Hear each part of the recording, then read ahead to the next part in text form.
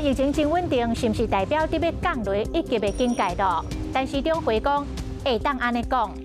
国内专家是认为讲，明年的2月、3月有机会来降级解封。也毋过指挥中心也是在宣布，第2级的疫情警戒继续维持到11月初1。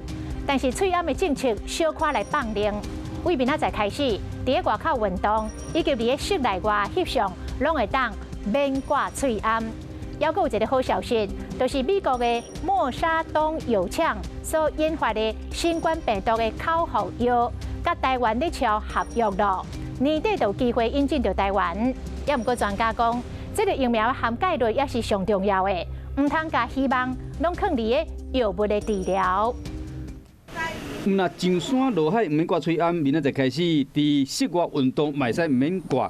这款的改变，敢是代表离降级解封无偌远啊？但市长今日伫立法院有做出回应。是不是离1级警戒越来越近了？可以这样讲。新世代疫苗的引入啊，甚至说一些口服药物的一些搭配，相信明年的一个2月到3月，随着气候的一个逐渐改善，降级应该是一个可以达到的一个目标。对了，过来疫情有口服的，美国默沙东药厂嘛研究出新冠病毒的口服药，有机会互轻症患者降低入院甲死亡的风险。但市长嘛讲，双方已经研究合约。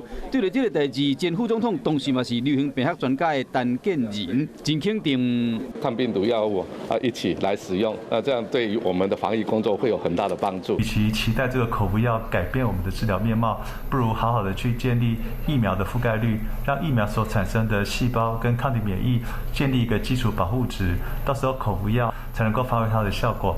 新冠病毒的口服药上今年年底就使出入美国的 EUA， 是到台湾都有这个机会引进。是讲药物甲预防下的政策嘛是要同时进行，安尼对着疫情的变化较多有效的控制。